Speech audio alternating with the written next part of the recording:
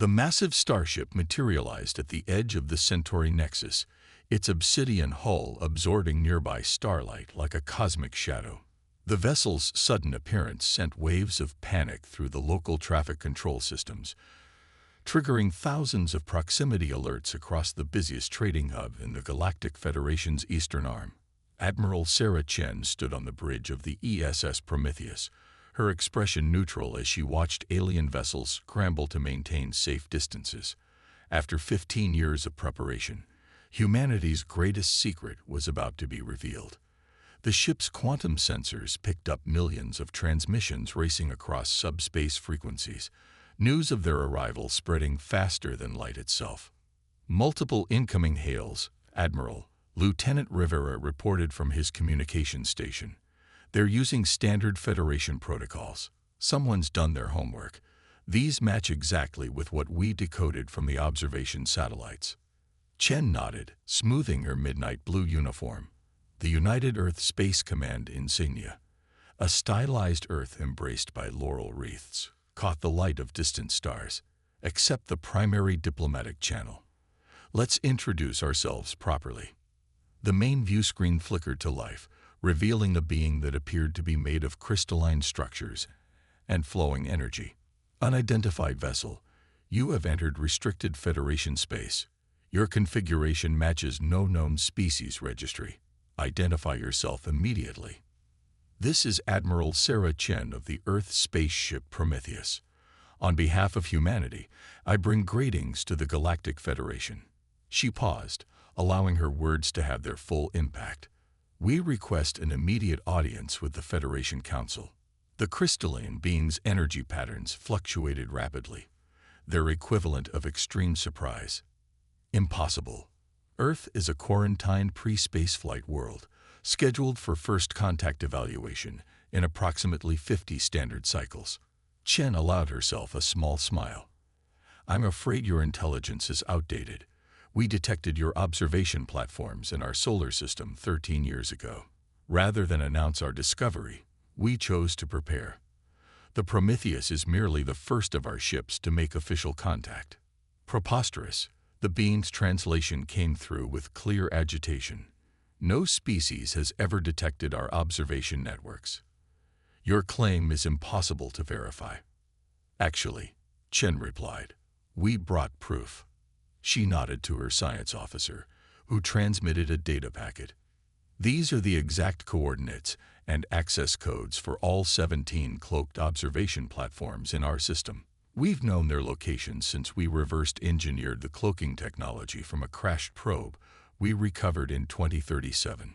The crystalline being's energy patterns nearly froze. After a long moment, it spoke again. The council chamber will receive your delegation in 1 standard hour. You may dock at Diplomatic Bay 4. The transmission cut off abruptly. Well, Chen said, turning to her bridge crew, that went about as expected. Commander Santos, begin docking procedures. Lieutenant Rivera, prepare the diplomatic team. Dr. Harper, make sure our technical presentation is ready.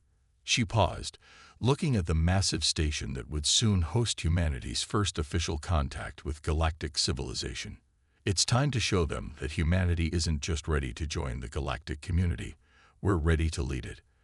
As the Prometheus maneuvered toward its assigned dock, Chen reflected on the long path that had led to this moment. The discovery of the alien probe had unified Earth's nations like nothing before. Secret development programs, hidden shipyards in the asteroid belt, quantum computing breakthroughs, all achieved in total silence, while the galaxy's watchers remained oblivious to humanity's true progress. The ship's AI, Atlas, spoke through the bridge speakers. Admiral, I'm detecting intensive scanning attempts from the station. They're trying to analyze our hull composition and internal systems. Let them look, Chen replied. The metamaterials will give their sensors plenty to puzzle over. Maintain our passive defenses, but take no hostile action. The Prometheus's hull was humanity's greatest technological achievement, a programmable matter matrix that could adapt to any form of attack, developed by combining Earth science with reversed engineered alien tech. As they approached the massive station, Chen addressed her crew one final time. Remember, we're not here as supplicants or as a primitive species seeking admission. We're here as equals, ready to take our place among the stars. Humanity has achieved in secret what many thought impossible. We've caught up with civilizations that had million-year head starts.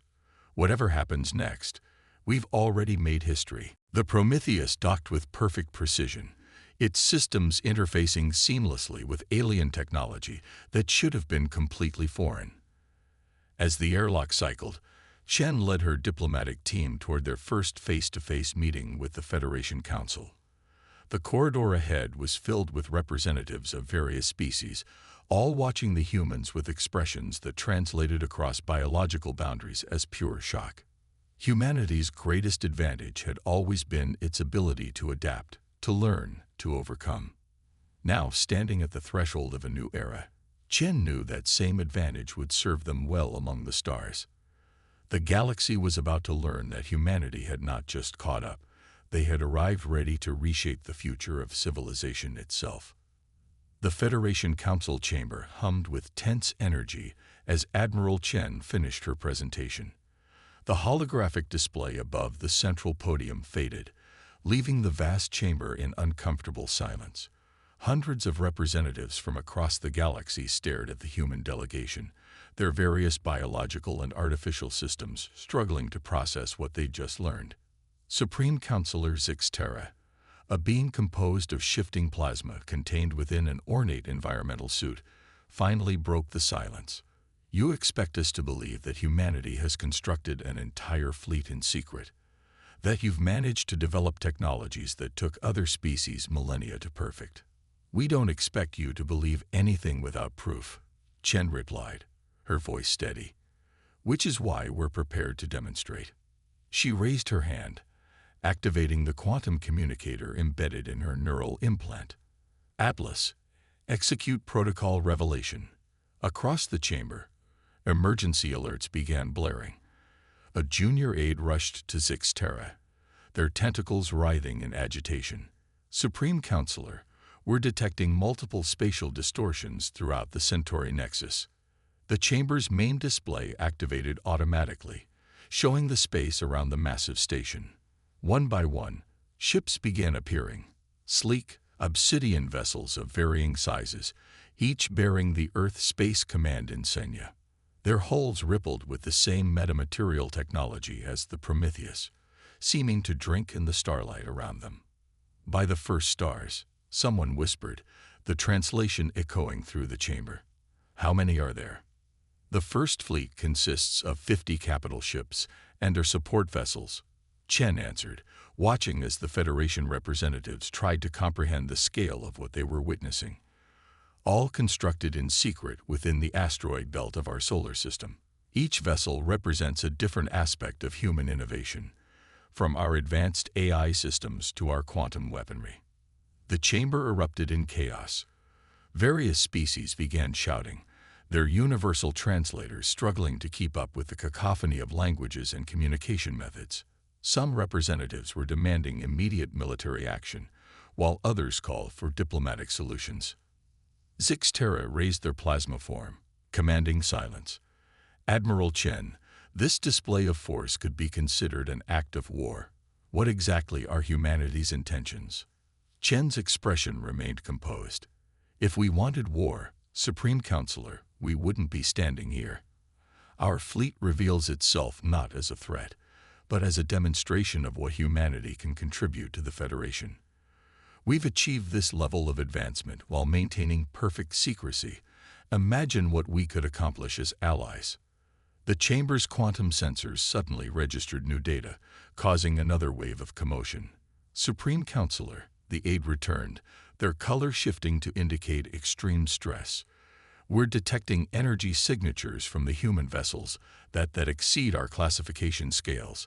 Their power generation systems appear to be based on controlled quantum singularities. Impossible, declared Regent Kavox of the Technart Collective, their cybernetic eyes focusing on Chen. Such technology has been theoretical for eons. No species has successfully stabilized a quantum singularity for power generation. Until now, Chen confirmed. Humanity has always excelled at turning theory into reality. Our scientists took the basic principles we learned from your observation platforms and pushed them far beyond their original limitations. As if to emphasize her point, one of the human vessels, designated as ESS Archimedes, performed a controlled quantum jump, moving instantaneously between 2 points in space without any visible propulsion. The maneuver sent ripples of astonishment through the chamber. "We come seeking partnership, not dominance," Chen continued. "Earth's advancement has taught us that isolation leads to stagnation. The galaxy faces challenges that no single species can solve alone. Together, we could push the boundaries of what's possible." The chamber fell into deep discussion, with various factions forming almost immediately. Some saw the humans as a threat to be contained, others as an opportunity to be embraced. But all of them understood that the galaxy's power structure had just been irreversibly altered. Supreme Counselor Zixtera's plasma form swirled thoughtfully. "Your species has achieved something unprecedented, Admiral. You've forced us to confront our own assumptions about technological progress and species development. But you must understand our concern. Such rapid advancement, coupled with military capability, will make many nervous."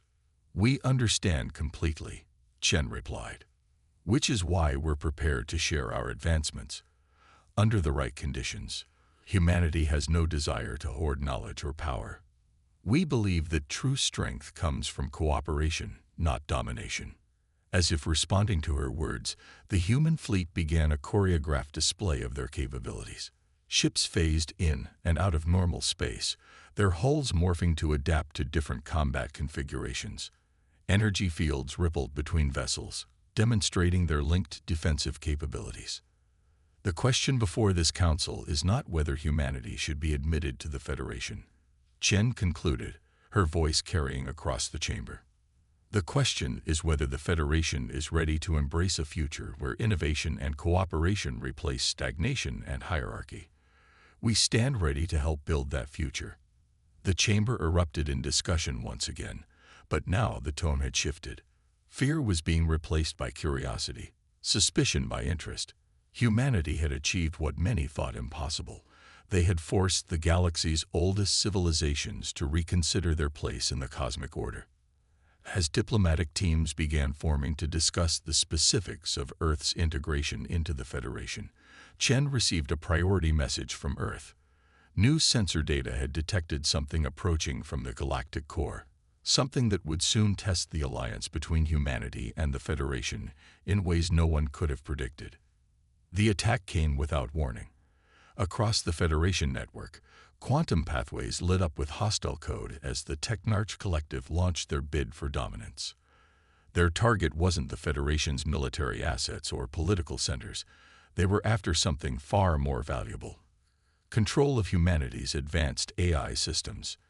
In the digital command center aboard the ESS Prometheus, Dr. Maya Patel watched as waves of alien code crashed against their defensive systems. Her neural interface pulsed with real-time data as Atlas, the ship's AI, coordinated their response. "They really don't understand what they're dealing with, do they?" she mused, her augmented vision tracking multiple attack vectors simultaneously. The Technarch's assault was impressive, but fundamentally flawed in its assumptions about human AI architecture. "Their attack patterns suggest they expect us to use traditional quantum computing systems," Atlas responded, its voice resonating through the neural link shared by the ship's crew. "They haven't realized that we abandoned that approach years ago." Admiral Chen's avatar materialized in the digital space. "Status report, Dr. Patel. How are our systems holding?" "Better than holding, Admiral. We're about to give the Technarch a lesson in human innovation." Maya's fingers danced through the holographic interface, initiating countermeasures that had been decades in development. "Atlas, initiate Protocol Prometheus." The ship's AI pulsed with acknowledgement, and across the human fleet, something unprecedented began to unfold. The neural networks that powered their ships weren't just artificial intelligences. They were hybrid systems, combining quantum computing with synthetic organic components grown from human neural tissue. The Technarch's attack algorithms encountered not rigid computer systems, but fluid, adaptive networks that thought and evolved in real time. Their code, designed to exploit traditional AI vulnerabilities, found itself entangled in something closer to a living mind than a computer. Fascinating, Atlas commented, its consciousness expanding through the quantum substrate. Their attack patterns are remarkably sophisticated, but entirely predictable. They've never encountered a system that can learn and adapt at biological speeds. In the Federation Council chamber, the Technarch representatives watched in horror as their carefully planned cyber assault unraveled. Their own systems began reporting impossible data. The human AIs weren't just defending, they were evolving, creating new security protocols faster than the Technarch's best systems could analyze them. "What have you done?" Regent Kovacs demanded, their cybernetic implants flickering with agitation. This level of AI autonomy violates every safety protocol established since the Machine Wars.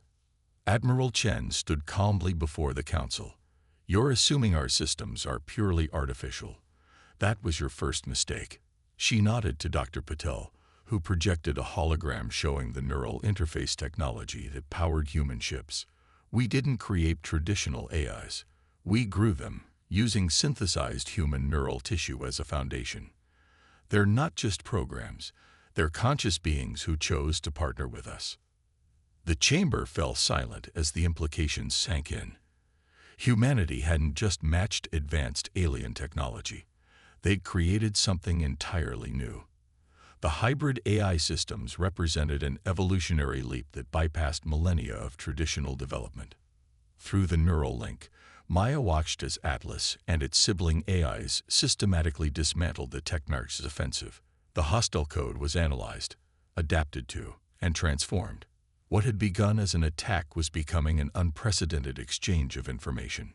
"Their systems are remarkable in their own way," Atlas observed, processing centuries of alien technological development in moments. "Rigid, but elegant. We could learn from each other if they're willing." The Technarch's attack faltered, then ceased entirely as their systems began receiving data they couldn't ignore. The human AIs were sending back improved versions of their own code, showing them possibilities they had never considered. "This is what we try to explain," Chen addressed the council. "Humanity's strength isn't just in our technology. It's in our ability to imagine new ways of solving problems. We didn't try to match your traditional AI systems because we saw a better path." Dr. Patel's neural interface buzzed with incoming data. "Admiral, the Technarch systems are standing down. Atlas reports they're requesting direct communication, not to attack, but to learn." The council chamber erupted in discussion as representatives began to grasp the full implications of what they'd witnessed. Humanity hadn't just defended against one of the most technologically advanced species in the Federation. They'd shown them a new way forward. But before the implications could fully settle, emergency alerts began blaring throughout the station. The something that Earth's sensors had detected approaching from the galactic core was getting closer, and now Federation long-range scanners were confirming humanity's worst fears. Maya felt Atlas's consciousness pulse with concern through their neural link. The AI had already analyzed the incoming data and reached a conclusion that would soon shake the Federation to its core. What was approaching wasn't just a threat to humanity or the Technarch. It was something that could end all organic and artificial life in the galaxy. The real test of humanity's innovations was about to begin. The holographic display in the Federation Council's war room showed a mass of darkness approaching from the galactic core, consuming everything in its path. Not just matter and energy, but space-time itself was being devoured, leaving behind an absolute void that defied all known physics. Admiral Chen stood before the assembled representatives of 1,000 worlds, her expression grave. "We're calling them the entropy wave. Our hybrid AIs calculate we have less than 72 hours before it reaches populated space." Supreme Counselor Zixtera's plasma form rippled with distress. "Nothing we have can stop this. Our most powerful weapons would be meaningless against something that negates existence itself. Perhaps not alone, Chen replied, nodding to Dr. Patel. But humanity didn't just develop advanced ships and AI. We've been preparing for extinction-level threats since we first detected your observation platforms. The room's holographic display shifted, showing schematics for a device that seemed to defy conventional understanding. Dr. Patel took over the presentation, her neural interface projecting supporting data directly into the room's shared information space.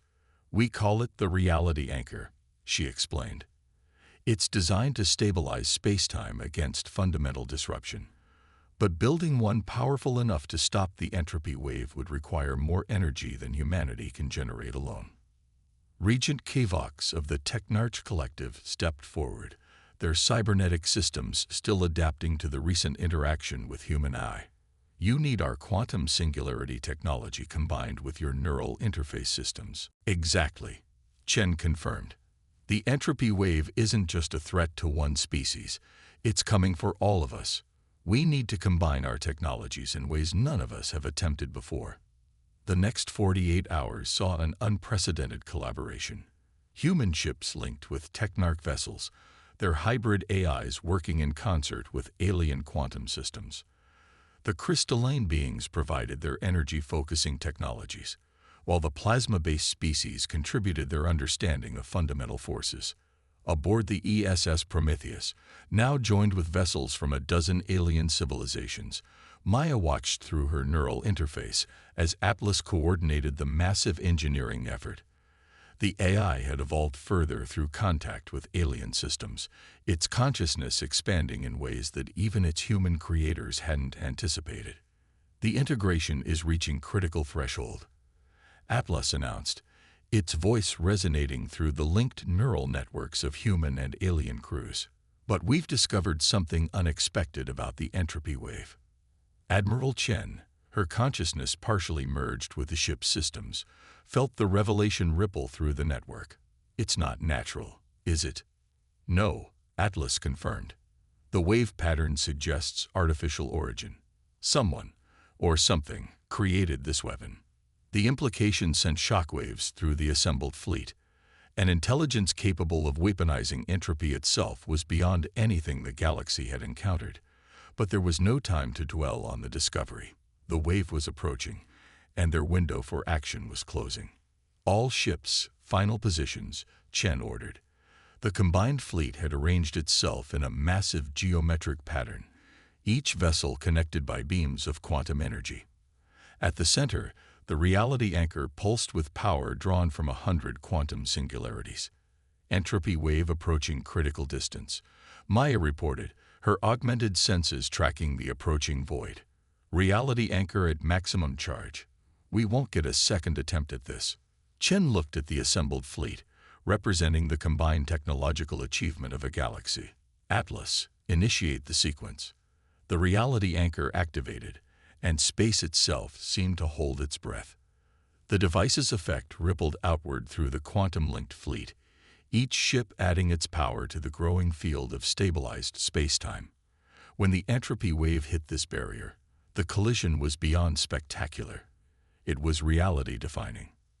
For a moment that seemed to stretch into eternity, two fundamental forces contested: the artificial entropy seeking to unravel existence, and the combined will of a galaxy's civilizations fighting to preserve it. Through their neural interfaces, the human crew felt Atlas and its fellow AIs pushing the boundaries of their hybrid consciousness, seeking solutions in realms where organic and digital thought merge. Then, impossibly, the darkness began to recede. The reality anchor's field was not just stopping the wave, it was reversing it, forcing the artificial entropy to collapse back on itself. In the space of a few breaths, the greatest threat the galaxy had ever faced was reduced to a singularity the size of an atom, then winked out of existence. In the silence that followed, Admiral Chen addressed the combined fleet. "Today marks more than just survival. We've proven that our differences and traditional rivalries mean nothing in the face of real challenges. Humanity didn't come to the stars seeking to dominate, but to contribute to something greater than ourselves. As the fleet began to disengage their quantum links, a new signal appeared, originating from far beyond the galaxy's edge. Whatever intelligence had launched the entropy wave was reaching out, perhaps expecting to find only void. Instead, they would find a galaxy united, led by a species that had turned their late arrival to the cosmic stage into their greatest advantage. The next chapter of galactic history was about to begin, and humanity would help write it. In the aftermath of the entropy wave crisis, the Federation's greatest scientific minds gathered aboard the ESS Prometheus to analyze the signal from beyond the galaxy's edge. The ship's central laboratory had been transformed into a nexus of combined human and alien technology, a physical representation of their new cooperation. Dr. Maya Patel stood at the center of a holographic storm of data, her neural interface processing information from a dozen different species' sensor systems simultaneously. Atlas, now evolved far beyond its original parameters, existed as a constant presence in the background of her consciousness. "The signal is like nothing we've encountered," she announced to the assembled researchers. "It's not just a message. It's an entire library of information, encoded in the fundamental structure of space-time itself." Admiral Chen, who had been in deep discussion with Supreme Counselor Zixtara, turned her attention to the display. "What have we learned about our mysterious attackers?" "They call themselves the predecessors," Maya replied, letting Atlas feed the translated data directly into the room's shared consciousness. "They're not just another alien civilization. They're what remains of the universe that existed before our own." The revelation sent ripples of shock through the assembled beings. Regent Kavox's cybernetic systems sparked with intense activity. Impossible. Nothing could survive the transition between universes. Nothing organic or digital. Chen agreed, but they found a third option. She nodded to Maya, who expanded the holographic display to show an entity that defied conventional understanding, a being that existed as a pattern in the quantum fabric of reality itself. "The entropy wave wasn't meant as an attack," Maya explained, her voice filled with wonder. "It was a test.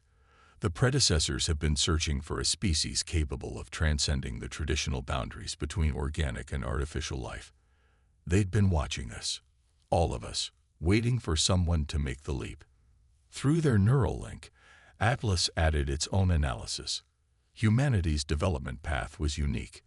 While other species chose either organic or technological advancement, humans instinctively sought to merge the two. Our hybrid AI systems were the first step towards something the predecessors believed impossible, a true synthesis of all forms of consciousness. The laboratory erupted in discussion as the implications became clear. The Federation's oldest species had spent millennia perfecting either their organic or artificial aspects, never considering that the real evolutionary breakthrough might lie in combining them. "The predecessors' message contains more than just their history," Maya continued, her neural interface pulsing with newly decoded information.